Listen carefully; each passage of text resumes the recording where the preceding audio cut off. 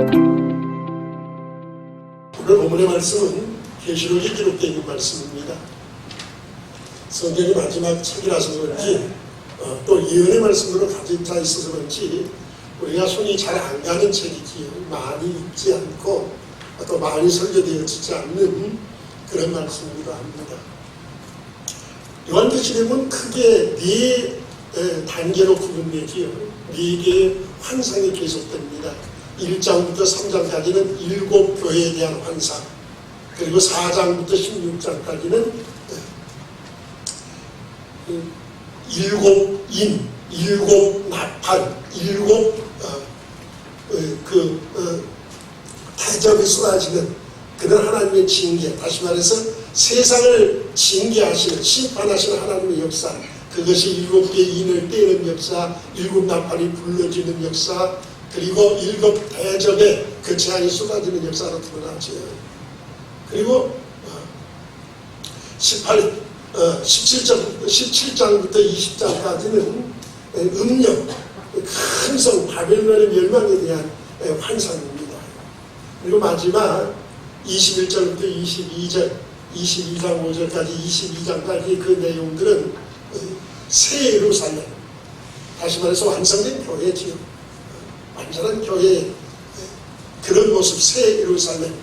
그러니까 요한계시록의 구성을 가만히 보면 환상, 네 환상이 계속 연속적으로 나오는데, 첫 번째 1장 3장까지 7 교회 이야기, 교회론이죠. 교회에 대한 이야기고, 마지막이 또 교회에 대한 새 예루살렘, 완전한 교회의 역사. 그 중간이 하나님이 세상을 심판하시는 심판에 대한 얘기. 무슨 얘기였습니까? 종합해 보면 교회가 이 땅에서 많은 환난과 고난 속에 있을 수밖에 없습니다.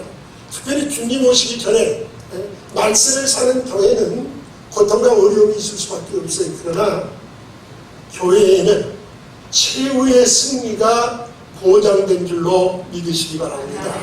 예, 최후의 승리가 예비되어 있어요. 그래서 계시록은 우리에게 마지막 시대를 사는 교회가 어떻게 해야 할 것이냐, 마지막 시대를 사는 교회들이 어떤 모습으로 살아야 되느냐, 이것에 대한 말씀이 계시록에 사실은요. 주님의 말씀은 교회에 있어요. 피값으로 사셨잖아요. 주님의 생명을 내놓고 피값으로 사신 것이 교회입니다. 그래서 교회에 대한 관심이 아주 지대하시죠. 그래, 처음과 나중이 교회에 대한 얘기로 차 있는 게 계시록이에요.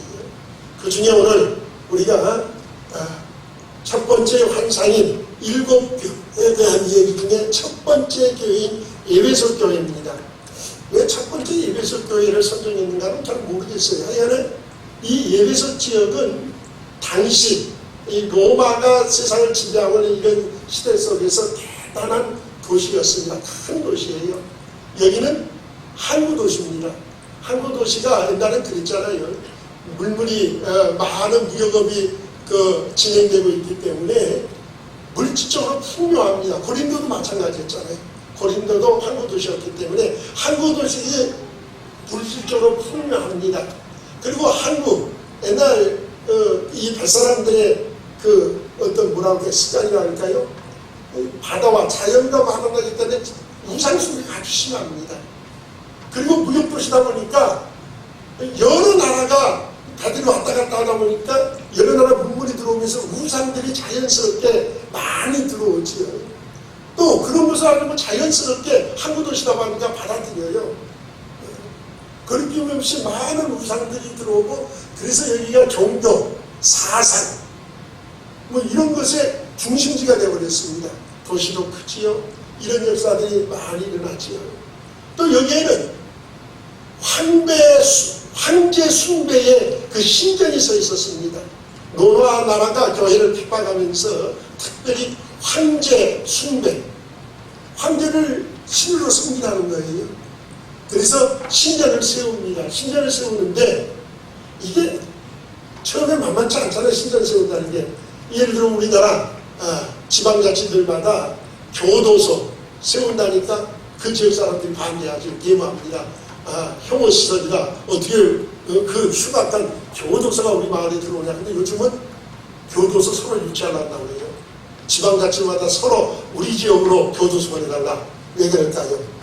교수가 들어오면 엄청난 경제적인 파급 효과를 정부에서 지원합니다. 뭐 그거 외에도 인구의 유입이 지방자치마다 사람 수가 있어야 뭐 교부금도 받고 하는데 교도관들 가족들까지 많은 사람이 들어오잖아요. 그 안에서 죄인들뿐 아니라 교도관들 그들 가족들이 다 먹는 식재재 자재 전부 다 그 지역 농산물을 써야 합니다. 그러니까 그 경제적인 파급 효과가 크잖아요.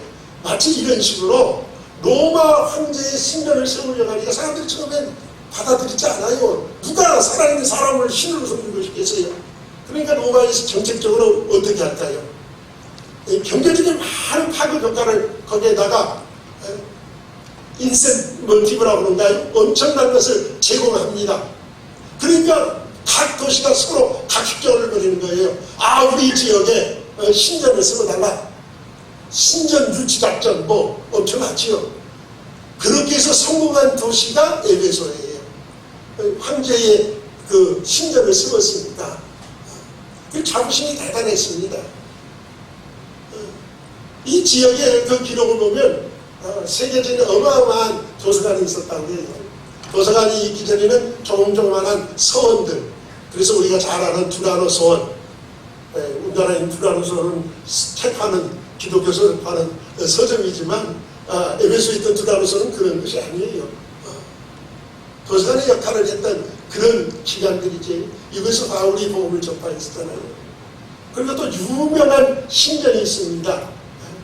사도행전 19장에 나오는 아데미 신전.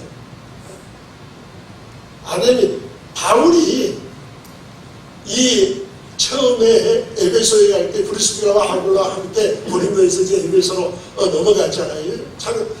사도행전 18장 18절에서 이제 넘어갑니다.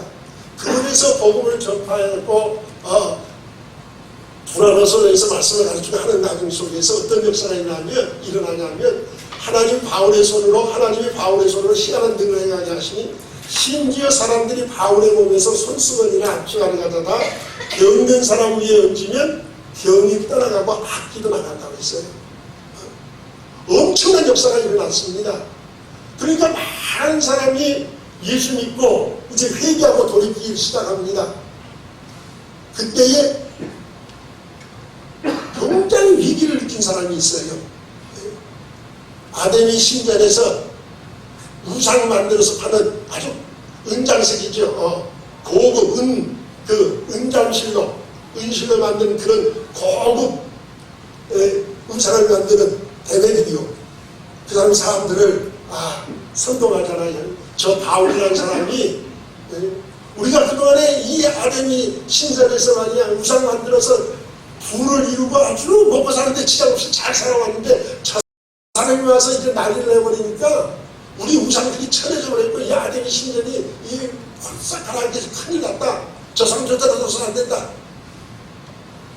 그 아데미 신전, 그 유명한 아데미, 세계 7대 불가사 중에 하나지 아마 아데미 신전이 얼마나 유명합니까? 지금도 기둥이 하나 남아있다고 해요. 그 신전에 기둥이 하나 남아있는데 엄청나요, 그 규모가. 그래서 그것을 발굴했답니다. 그 기둥을. 아데미 신전이 진짜 얼마나 대단했나. 그랬더니 발굴해 봤더니 그 어마어마한 기둥이 몇 개가 있었냐면 120개가 있었답니다. 그 기둥터를 다 발굴했는데 120개의 기둥. 그러니까 그 신전이 얼마나 어마어마했겠어요. 근데 그 신전에서 했던 일이 뭡니까? 그래서 음란행위를 했던 장소예요. 이것이. 참, 그러니까 죄악의 원성의 도시입니다.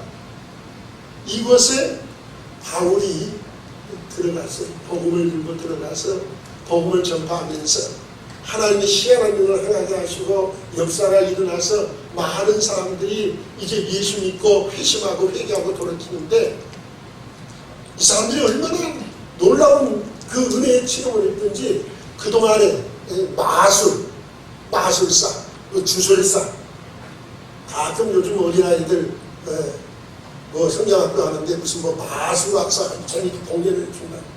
우리도 그런 강성운동을 제가 안 된다고 했어요. 우리 교회에서는 말씀 못한다. 성경의 마술은 그게 뭐예요? 사악한 것이고 그건 사단의 도구예요. 에베소 교회 사람들은, 에베소에 있는 사람들은 바울의 그 전하는 복음을 듣고 회개할 때에 자기들의 그 모든 마술서는 주술서를 갖다 놓고 불태워버렸습니다. 그게 은 5만이라고 했어요. 은으로 5만이면 지금 화폐 가치로 말하면 은 하나가, 그 당시에 은 하나가 4일 품삯이라고 해요. 4일 정도, 3, 4일 품삯이 은 하나랍니다. 그러면 5만이면 지금 돈으로 하면 얼마나 될까요? 어마어마하지요. 그 엄청난 역사입니다.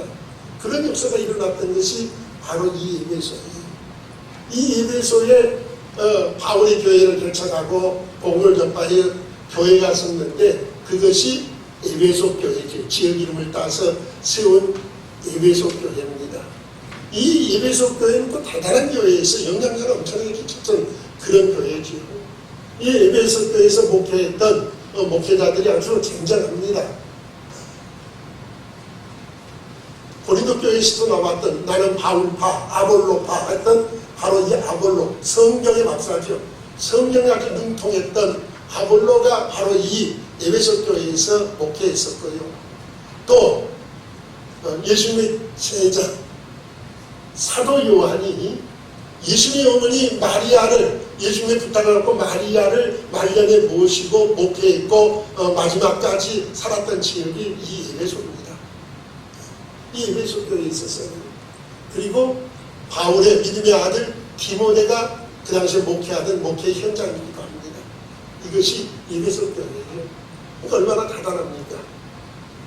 사도행전 20장에 보면은 밀레노에서 바울이 예루살렘을 가다가 이 에베소 교회 장로들을 불러놓고 초청을 합니다. 그리고 유명한 사도행전 20장에 고별 설교가 나옵니다. 바울의 고별 설교, 아주 유명한 설교죠. 그들에게 교회, 에베소 교회를 부탁하면서 내가 떠난 후에 내가 밤낮이나 3년 동안 너희에게 눈물과 기도로서 교회를 섬겨왔던 것을 기억해라. 내가 떠나면 이리들이 들어오고 이단자들이 들어와서 교회를 흐를 것이고 성도들을 흩어놓을 것이고 이런 역사가 일어날 거니까 너희는 삼가 조심해서 내가 너희를 주와 그 은혜의 말씀에 부탁하는데 하나님이 자기 피로 사신 교회를 너희에게 치게 하지 않느냐. 간곡한 눈물의 그 부탁을 할 때에 이 에베소 교회 장로들이 하객가에 그냥 무릎을 꿇고 앉습니다. 그리고 눈물로 기도하지요. 그리고 바울을 눈물로 전송하는 헤어짐의 장면이 바로 사도행전 20장에 나오는 밀레노에서의 이 에베소 교회 장로들이에요. 바울은 이 교회를 잊을 수 없었습니다. 그래서 우리가 잘 아는 대로 옥중서신 로마의 감옥에서 4권의 편지를 쓴 4편의 편지를 쓴 어느 교회입니까? 에베소, 빌립보, 골로새, 그 다음에 빌레몬은 이제 개인적인 서신이긴 하지만요. 이 4편의 옥중 서신이 있는데 그 중에 첫 번째가 바로 이 에베소. 이 에베소 교회에 보낸 편지가 오늘 우리 성경의 에베소서입니다. 자, 이런 배경을 우리가 조금 생각을 하면서 이 교회들을 봐야 왜 이런 말씀이 나왔는가 하는 것을 우리가 이해할 수 있습니다. 자, 이제 1절의 말씀 한번 같이 봅니다. 에베소 교회 편지 보십시다. 시작. 에베소 교회의 사자에게 편지하기를 오른손에 7뼈를 붙잡고 7 금촉대 사이에 다니시는 이가 가라사대. 보세요. 자, 지금 이 편지를 쓰고 있는 주님의 모습이 어떤 모습인가를 보세요. 지금 예수님께서 하신 말씀이에요. 주님께서 에베소 교회 사자에게 편지를 쓴답니다. 하나님의 종에게 편지를 써 에베소 교회에 이 편지를 보내는데, 자, 이 편지를 하기를 그 다음에 뭐라고 그랬어요? 오른손에 7뼈를 붙잡고 7 금촉대 사이에 어떻게 하셔요? 다니시는 분이다. 주님은 7뼈를 붙이시고 7 금촉대 사이를 다니시는 분이신 줄 믿으시기 바랍니다. 예, 그 7뼈이 뭐예요? 7촉대는 뭡니까? 7뼈, 요한계시록을 읽어봤어야 하는데 안 읽으면 뭐지? 1장 20절 누가 한번 읽어보세요. 확장에 있으니까. 설명이 나와 있어요. 일곱 별이 뭐고 일곱 숫자가 뭔가 1장 20절에 있습니다. 한번 읽어보세요. 내 몸은 내 오른손에 일곱 별의 비밀과 일곱 숫자라. 일곱은 일곱 교의 사자요 일곱 숫자는 일곱 교입니다. 아멘. 일곱 별은 일곱 교회의 사자. 이 소아시아 일곱 교회. 일곱 교회는 딱 일곱 교회만 놓고 말씀하는 게 아니라 7이라는 숫자는 완전 숫자라고 했죠. 오고 오는 세대의 모든 이 지상의 교회들 전체를 대표하는 교회가 일곱 교회예요. 이 일곱 교회, 그러니까 하나님의 교회를 맡아 지금 사역하는 사역자들과 그 교회에게 하신 편지예요. 다시 말해서 우리 모두에게 주신 편지인 줄 믿으시기 바랍니다. 예. 여기서 우리가 중요시 여겨야 할 게 하나 있어요. 오늘 교회들이 어지럽고 분쟁이 나고 뭐 갈라지고 무슨 일들이 터지는 교회는 이것을 잊어버렸기 때문에 그래요. 아주 중요한 것인데 이것을 깨닫지 못하고 잊어버리는 것입니다. 오늘 뭐라고 그랬어요? 주님이 편지를 보내신 주님이 어떤 분이라고 그랬어요? 일곱 배를 오른손에 일곱 배를 붙드시고 일곱 촛대사를 다니시는 분이에요. 다시 말해서 하나님의 사역자들 일꾼들도 또 하나님의 교회도 주관하시는 분이 주님이신 줄 믿으시기 바랍니다. 교회의 주인은 주님이신 줄 믿으시기 바랍니다. 이걸 잊어버리니까 문제가 생기는 거예요. 싸우는 교회들 보세요. 다 자기가 주인으로 달라고 그러지. 교회가 자기가 주인입니까? 목사가 교회의 주인 아닙니다. 장로님들 교회의 주인 아닙니다. 성도들이 교회의 주인 아닙니다. 주인은 오직 예수 그리스도 한 분밖에 없으신 줄로 믿으시기 바랍니다. 주님이 주인이세요. 주님이 주인이라는 것을 우리가 평생 가슴에 새기고 잊어서는 안 됩니다. 이게 잊어버리니까 자기가 주장하려고 그러고 자기가 왕노릇하고 내가 아니면 안 되고 내가 무엇이든 내가 나와요. 주님 없이 내가가 어디 있습니까? 오늘 주님이 분명히 밝히셨어요. 교회의 주관자, 교회의 주인은 주님이시다.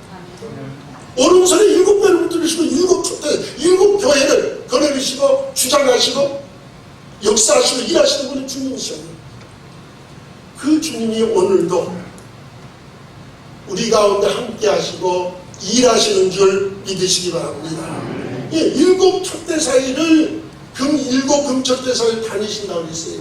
주님 우리가 오늘 얘기하니까 그냥 하늘 보좌에 앉아서 어디 잘하나 보자, 어디 찬양 잘 부르는가 보자 구경하시는 분이 아니라고요. 주님은 우리 가운데 거니십니다. 우리 가운데 찾아오셔요. 그리고 우리를 말없이 펼쳐서 어루만지시기도 하시고 치료하기도 하시고 일하고 계시는 줄로 믿으시기 바랍니다. 그래서 오늘 우리가 예배 중에 하나님의 은혜를 체험하게 되고 주님의 어루만지심 치료의 역사를 체험하기도 하고 능력을 힘입기도 하고 잃어버렸던 믿음을 회복하기도 하고 이 모든 역사가 주님의 일하심 속에 들어있는 줄로 믿으시기 바랍니다. 이분이 우리 주님이세요. 그 주님이 지금 에베소 교회에 칭찬과 책망을 하십니다. 자, 일곱 교회의 특징이 있죠. 칭찬만 있는 교회도 있고요. 에베소와 같이 칭찬과 책망을 겸하여 듣는 교회도 있고요. 아예 책망만 받는 교회도 있습니다. 자, 그런데 책망이라는 게 뭐예요? 주님이 그 교회를 버리시기 위해서 책망하시는 게 아니에요. 우리가 아이들에게 그러잖아요. 어렸을 때 밥 먹어라, 밥 먹어라. 안 먹어요. 도망다니고 그러면 지가 좋아하는 것만 사다가 올려놓습니다. 이거 밥 먹으면 주고 안 먹으면 안 준다. 이거 다른 사람 준다. 그러니까 다른 사람 주고 안 주려고 그렇게 말합니까? 뭐가 목적이에요? 밥 먹게 하는 게 목적이지요. 그거 주기 싫다고 안 주려고 하는 목적이 아니잖아요. 책망이라고 하는 건 뭐예요? 우리를 회개하고 돌이키게 하시기 위한 하나님의 사랑의 은혜인 줄 믿으시기 바랍니다. 우리를 사랑하셔서 돌이키게 하시기 위해서 오늘 에베소 교회에 책망하실 때도 마찬가지예요. 자, 그럼 먼저 칭찬을 보십시다. 2절 말씀, 2절, 3절 에베소 교회에 어떤 칭찬을 받는가 보십시다. 시작. 내가 네 행위와 수고와 네 인내를 알고 또 악한 자들을 용납지 아니한 것과 자칭 사도로 하되 아닌 자들을 시험하여 그 거짓된 것을 네가 드러낸 것과 또 네가 참고 내 이름을 위하여 견디고 게으르지 아니한 것을 아노라. 주님이 안다고 그랬어요. 마음을 저주라 하시니가 어찌 통찰지 못하시겠어요. 내 영혼을 지키시니가 어찌 알지 못하시겠느냐. 불꽃 같은 눈으로 살피시나 주님은 우리를 다 보고 계시고 우리를 알고 계셔요. 그 앞에 속일 수가 없죠.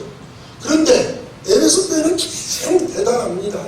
여기 2절 말씀 보면 네가 악한 자들을 용납지 아니했고 자칭 사도로 하되 아닌 자들을 드러냈다. 당신은 성경이 완성된 시대가 아니잖아요. 그리고 교회를 순회하는 순회 전도자들이 있었어요. 근데 이 사람 중에 가짜들이 많았습니다. 말을 잘하는 그런 변론가는 그런 사람들이 교회에 와서 말이에요. 사람 모이는 숫자에 따라서 요즘 말하면 사례금을 받아가요. 많이 모이면 많이 받고. 그러니까 사람 모으는 것에 아주 어떻게 하든 사람 많이 모이게 해서 자기들의 수입을 올리는 이 거짓 선지자들이죠. 이런 거짓된 자들을 구별할 줄 알았다고요. 악한 자들을 절대로 용납, 진리를 수호하는 사람들이었다고요. 얼마나 대단합니까? 이런 일들을 위해서 그들이 한 일이 뭐예요? 2절 말씀 보면 내 힘이 내가 한 일들을 알고 있다고요. 어떤 일을 했습니까? 수고와 내 인내, 수고했습니다. 진리를 지키기 위해서, 믿음을 지켜가기 위해서, 거짓된 것을 구별하기 위해서, 이단들을 용납하지 위해서 얼마나 그러니까 그런 수고 속에는 얼마나 핍박이 많고 환난이 많습니까? 그 로마 황제를 숭배하지 않고 믿음을 지키려니까 얼마나 고통이 많습니까? 그런 고통을 인내하고 견뎌냈어요. 또 주의 일을 하는데도 열심히 게으르지 않았습니다. 얼마나 열심히 있었는지. 참을 줄도 알았고요. 주의 이름을 위해서 끝까지 견뎌낼 줄, 참고 인내할 줄도 알았고요. 자, 이게 얼마나 아름답습니다. 오늘 이런 칭찬받는 교회 되기를 주의 이름으로 축원합니다. 칭찬이 많으면 얼마나 좋겠어요. 자, 그런데 중요한 것은 이렇게 뛰어난 교회, 진리를 수호할 줄 알았고 거짓 것을 드러낼 줄 알았고 악한 것을 용납하지 않을 줄 알았고 주님을 위해서 열심을 낼 줄 알았고 수고할 줄 알았고 그저 참고 견디고 인내할 줄 알았고 너무너무 칭찬거리가 많은 아름다운 교회, 대단한 교회인데 이 교회도 책망이 있었다. 이게 안타까운 것이죠. 자, 이제 책망이 뭔가 보십시다. 책망 4절 말씀 같이 봅니다. 시작. 그러나 너를 책망할 것이 있나니 너의 책망이 몇 가지입니까? 한 가지예요. 한 가지. 처음 사랑 잊어버렸다는 한 가지입니다. 자, 칭찬이 많습니까? 책망이 많습니까? 칭찬이 월등히 많아요. 그런데 문제는 이 책망 한 가지가 지금 앞에서 말한 모든 칭찬을 다 뒤덮어버렸습니다. 칭찬받은 것을 무색하게 만들어버렸어요. 얼굴이 뜨뜻하고 어쩔 줄을 모르는 그런 모습으로 바꿔버렸습니다. 안타깝지 않아요? 그렇게 좋은 칭찬거리를 가지고 있는 믿음의 전통, 아름다운 믿음의 힘이, 아름다운 역사들이 그렇게 많은데 이 한 가지 때문에, 한 가지 책망 때문에 이 모든 것이 다 뒤엎어져 버리고 다 엎어져 버리고 그 앞에서 부끄러워서 얼굴을 들 수 없을 만큼 무색해져 버린다고 하면 이게 얼마나 안타깝습니까? 그 책망이 뭐였습니까? 한 가지 책망이 뭐예요? 자, 뭐라고 오늘 말씀했어요? 4절에 처음 사랑을 버렸느니라. 처음 사랑, 우리 눈앞에 보이지도 않아요. 보이지도 않는 거 하나 잊어버렸다고. 주님께서 아주 무섭게 책망하셨어요. 지금까지 들었던 모든 칭찬을 다 뒤덮어버릴 만큼 너무너무 얼굴이 뜨뜻하게 무색해질 만큼 그렇게 처음 사랑이 뭔데 그럴까요? 처음 사랑 하나 잊어버렸다고. 자, 자, 여기서 우리가 주의 깊게 봐야 할 게 있습니다. 주님께서 창망하실 때에 눈에 보이지 않는 처음 사랑 하나를 말씀하세요. 야, 내가 그렇게 인내하더니 인내를 버릴 수 있느냐? 내가 그렇게 주님 위해서 열심히 게으르지 않더니 어떻게 이렇게 게으러질 수 있느냐? 칭찬받은 것들을 뒤엎었다고 한 가지도 말씀한 게 없어요. 내가 진리는 그렇게 수호하더니 이단과 타협했느냐? 악한 것들을 용납했느냐? 그런 말씀이 한마디도 없습니다. 그러잖아요. 무슨 얘기예요? 이들의 믿음은 그대로입니다. 조금도 변한 것이 없습니다. 여전히 예배가 드려지고 있고, 여전히 믿음을 지키려고 몸부림치고 있고, 여전히 진리를 위해서 싸우고 있고, 여전히 악한 것들을 용납하지 않고, 여전히 거짓 것들을 드러내고, 여전히 주님 위해서 부정하고 열심입니다. 인내할 줄 압니다. 하나도 변한 게 없어요. 그런데 주님 눈앞에 한 가지가 걸리는 게 있어요. 문제거리가 있습니다. 그게 뭡니까? 처음 사랑을 받았다는 거예요. 처음 사랑을 받았다는 거예요. 이 우리가 부경을 받아야 합니다. 모든 것을 우리가 그대로 예배의 형태를 그대로 내 믿음을 지키고 있으니까 나는 믿음 있는 자로 문제가 없는 사람으로 우리를 보기 쉽습니다. 내게는 아무런 문제가 없다고 생각하는데 주님은 아니에요. 너 변했어. 주님의 지적이 뭡니까? 너 변했어. 너 옛날 같지 않아. 너 처음 가졌던 그 모습이 아니야. 너 달라졌어. 그 말씀 아니에요? 너 변했어. 너 옛날 같지 않아. 너 처음 같지 않아. 나도 몰랐어요. 내가 처음 같지 않은 줄 나도 모르고 있어요. 근데 불꽃 같은 눈으로 마음을 감찰하십니다. 그 눈으로 바라보실 때 정확하게 지적하십니다. 너 변했어. 여러분, 사랑하는 사람끼리에서 변했다는 소리를 듣는 게 얼마나 가슴 아픈 일입니까? 당신 변해서 옛날 같지 않아. 우리 그런 얘기 들을 때 가슴 아픈 얘기 아니에요. 이제 너 믿을 수 없어. 너 많이 변했어. 옛날 같지 않아. 너 힘들고 어려웠을 때 열심히 있고 그 모습 아니야. 지금 좀 편해졌다고 조금 안정되었다고 너 많이 변했어. 옛날 같지 않아. 우리의 가슴이 아프잖아요. 그 소리만 들어도. 하물며 주님께서 우리를 보시고 너 변했다. 너 옛날 같지 않아. 너 많이 변해서 달라졌어. 처음 사는 걸 잊어버렸어. 그렇게 평가하시고 나는 다 그대로인 줄 알았는데 하나도 변했는데 내 모습 이대로 그대로 놔두고도 내 속에서 처음 사랑을 잃어버릴 수 있는 줄로 이거 우리가 깨달아야 돼요. 나도 몰랐는데 내 속에서 처음 사랑이 빠져나갈 수 있다고요. 잃어버릴 수 있다고요. 이게 뭡니까? 불이에요. 이 불이 꺼져버릴 수 있다고요. 내 속에 있는 열정의 불들이 꺼져버릴 수 있다고요. 주님 사랑했던 그 뜨거운 열정들이 식어버릴 수 있다고요.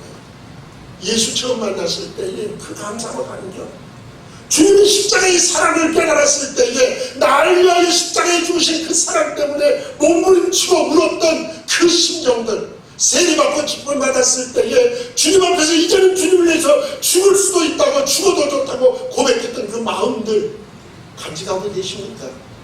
지금 그대로 있으십니까? 주님 오실 때 너 변했어. 너 처음 같지 않아. 말씀하시는 일들이 없으십니까? 내 손님 그대로 있다고 장담하십니까? 이 사랑의 불들이 꺼져버리지는 않으셨습니까? 신년 옛사랑의 노래들이 되어버리지는 않았습니까?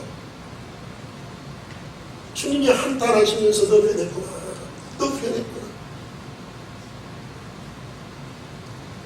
바울사도는 일생 예수 만난 그 감사와 감격을 잊지 못하고 살았습니다.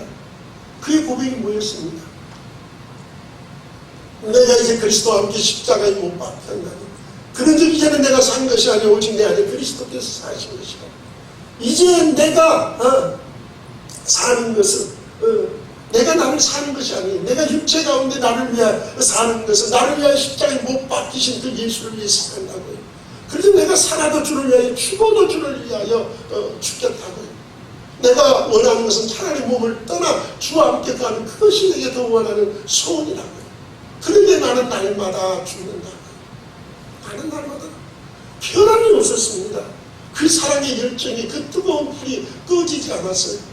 그런데 우리는 다른 건 다 그대로 남아있는 것 같은데, 이 첫사랑들, 주님 사랑했던 이 뜨거운 사랑, 주님에서 목숨도 버리고 이 죽을 수 있다는 마음을 가졌던 그 주님 만났을 때 그 감사와 감격은요, 우리 앞에 모든 것을 새롭게 보여지게 해줬습니다.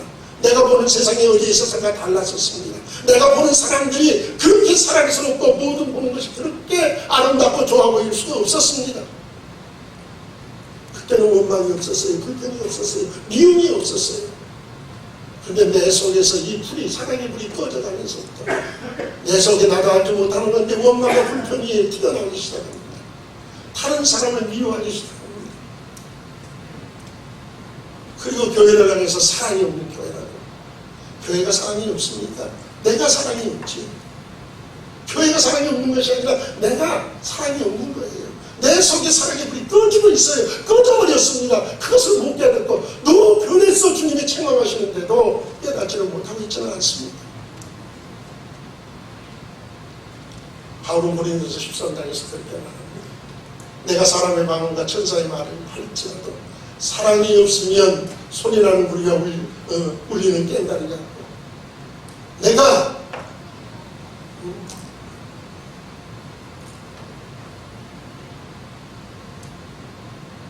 모든 비밀과 모든 지식을 알고 또 산을 옮길 만한 모든 믿음이 있을지라도 사랑이 없으면 내가 아무것도 아니고 내가 내게 있는 모든 것으로 구제하고 내 몸을 불사르게 내어줄지라도 사랑이 없으면 내게 아무 유익이 없느니라. 주님을 사랑하는 그 사랑의 역사가 내 속에 없으면 아무 유익이 없습니다. 하나님이 야곱에게요, 창세기 28장에서 핫단 아람으로 도망가고 있는 야곱을 루스라고 하는 그 황당한 그 사막 걸방에서 만나셨습니다. 야곱이 돌베개 베고 자고 있다가 사닥다리가 하늘에서 가까이 내려지고 하나님의 천사가 오락내리는 모습을 보았습니다. 얼마나 놀랐던지 두렵도다. 이것이 하나님의 집이요, 하늘의 문이 되고 내가 깨닫지 못했습니다. 그때 하나님이 야곱과 약속을 하셨어요. 내가 너와 함께 있어 내가 어디로가지 너를 지키며 너를 이끌어서 이 땅으로 돌아오게 할 것이라고. 내가 네게 약속하셔서 하루 때 너를 떠나지 않겠다. 그때 야곱이 하나님께 서운 기도를 드립니다. 하나님이 약속을 해요. 그리고 밧단 아람에 와서 20년 동안 살면서 싹 다 잊어버렸습니다. 고향으로 돌아왔어요. 그대 하나님의 집을 세우겠으면 어쩌고 해서 다 잊어버렸습니다. 그런데 34장에서 세겜성에서 딸 디나의 사건이 일어나고 고통을 당하고 나서야 그거 어찌 알고 두려워할 때 하나님이 야곱이 다시 말씀합니다. 뭐라고 하셨습니까? 게델로 올라가라. 네가 도망갈 때 만났던 네 하나님을 만났던 그 장소, 그것이 우리 야곱의 첫사랑입니다.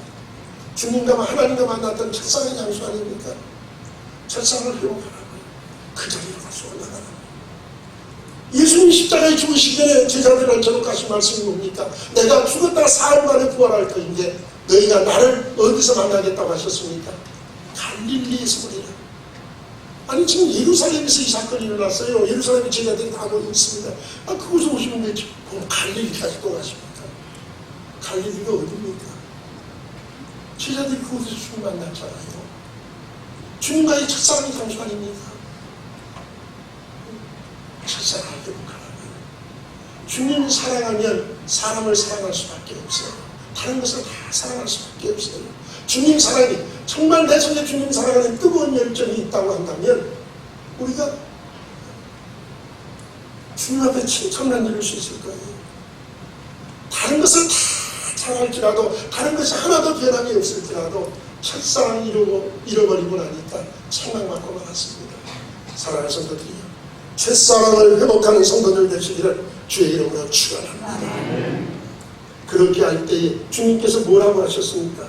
자, 5절 말씀입니다. 5절 시작. 그러므로 어디서 떨어진 것을 생각하고 회개하여 처음 행위를 가지라.